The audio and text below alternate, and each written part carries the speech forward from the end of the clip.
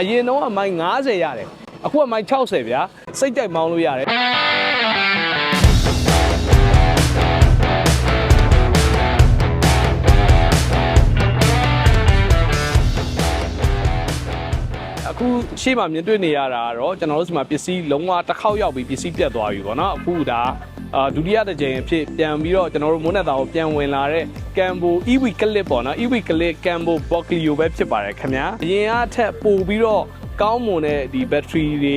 resistant တွေတော်တော်များများကိုသူရဲ့ပထမအားနည်းချက်လေးတွေပေါ့နော်သူရဲ့အားနည်းချက်လေးတွေကိုသူကပြန်ပြီးတော့ပြင်ဆင်ပြီးတော့မှဒုတိယတစ်ကြိမ်ဖြစ်ပြန်ဝင်လာတာဖြစ်ပါတယ်ခင်ဗျာအရင်တော့ဆိုလို့ရှိရင်ကျွန်တော်တို့ကဒီ Cambo Boklio ကခဏခဏ break ကျက်တယ်ပေါ့နော်အဲ့ကိစ္စတွေဖြစ်တယ်အခုနောက်ပိုင်းကအဲ့ပြဿနာတွေလည်းလုံးဝမရှိတော့ဘူး battery ကလည်းအဲ့လိုပဲအရင်တော့82 volt မှာ20 ampere နဲ့လာတာအခုကကျတော့ကျွန်တော်တို့82 volt မှာ23 ampere နဲ့ဖြစ်သွားတဲ့အတွက်ကြောင့်မလို့အရင်တော့အမိုင်90ရတယ်အခုအမိုင်60ဗျာစိတ်ကြိုက်မောင်းလို့ရတယ်ဒါပေမဲ့တစ်ခုရှိတာကတော့သူလက်ရှိမိုင်90 60လို့ပြောထားတာက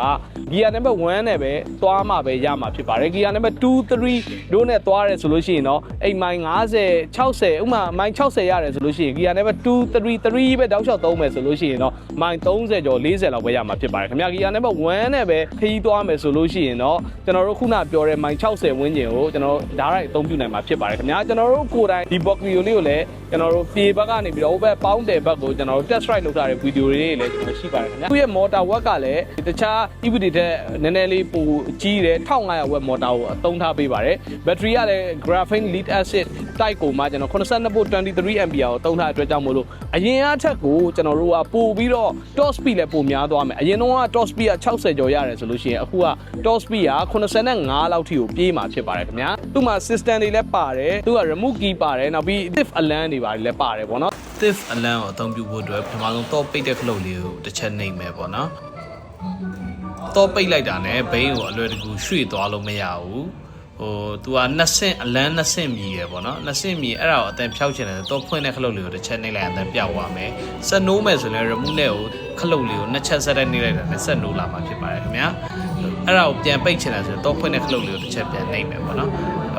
်တော့ပြန်ပိတ်ချင်တယ်ဆိုရင်တော့ခတ်တဲ့ခလုတ်လေးကိုနှိပ်လိုက်ရပါပဲခင်ဗျာ thief alarm ကလည်း remote ကိုသုံးပြီးတော့အလွယ်လွယ်ကူကူခိုးသွားလို့မရတွန်းသွားလို့မရတဲ့ thief alarm တွေလည်းပါတယ်နောက်ပြီးအထူးခြားဆုံးတစ်ချက်ကကျွန်တော်တို့က back gear ပေါ့နော်ဒီကောင်လေးမှာ back gear ပါတယ် site ကြီးတဲ့အတွက်ကြောင့်မလို့ကျွန်တော်တို့တစ်ခါတလေနောက်တွေပါတယ်ကိုတွန်းဖို့အတွက်ကသိပ်ပူကြရမလို့သူမှာ back gear ပါတယ် back gear ခလုတ်ကိုကျွန်တော်နှိပ်ပြီးတော့ဒီပါဆွဲလိုက်တာနဲ့ back gear ဒါတွန်းစရာမလိုခြေကန်ပြီးတော့ဂုံးတွေပါတယ်ကိုတွန်းပြီးတော့တက်စရာမလို back gear လေးနှိပ်ပြီးတော့လီပါလေးဆွဲလိုက်တာနဲ့ AC ကိုကျွန်တော်တို့နောက်ဆုံးနိုင်မှာဖြစ်ပါတယ်ခင်ဗျာ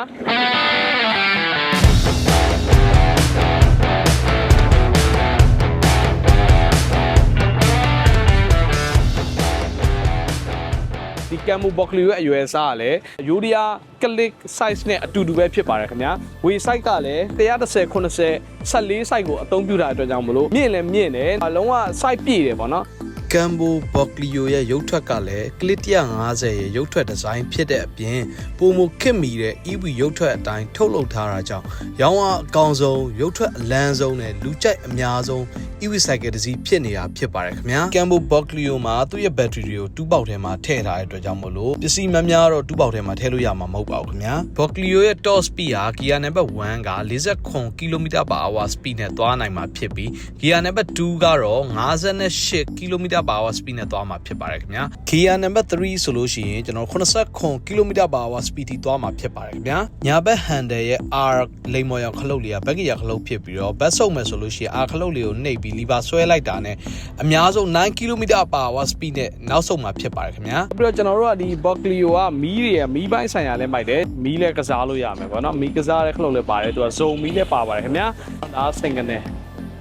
ဒါညာဘက်စင်ကနေဖြစ်ပါတယ်ဒါဘယ်ဘက်စင်ကနေဖြစ်ပါတယ်ခင်ဗျာCambo Boklio က license မှာတော့ကျွန်တော်ရိုး license မဟုတ်ဘူးပေါ့နော်ရ plate license ကြီးကိုမှကနဦးတက်4နှစ်နဲ့စီးလို့ရမှာဖြစ်ပါတယ်ခင်ဗျာ battery ကလည်းပုံမှန်တိုင်းဆိုလို့ရှိရင်ကျွန်တော်တို့ပုံမှန်မျိုးတွင်းသုံးမယ်ဆိုလို့ရှိရင်ကျွန်တော်တို့ကအနည်းဆုံး2နှစ်ကနေ2နှစ်ခွဲလောက်ထိကိုကျွန်တော်တို့စီးလို့ရမှာဖြစ်ပါတယ်ခင်ဗျာအယောင်ကတော့လောလောဆယ်ကအဖြူရောင်ကြီးပဲတီးတက်ရပါမယ်ခင်ဗျာအဖြူရောင်ကလုံးဝကျွန်တော်တို့အယောင်အစုံအယောင်ဖြစ်တဲ့အတွက်ကြောင့်မလို့ကျွန်တော်တို့ကအဖြူရောင်များများကျွန်တော်ယူထားတာဖြစ်ပါတယ်ခင်ဗျာအားလုံးကျေးဇူးတင်ပါတယ်ခင်ဗျာ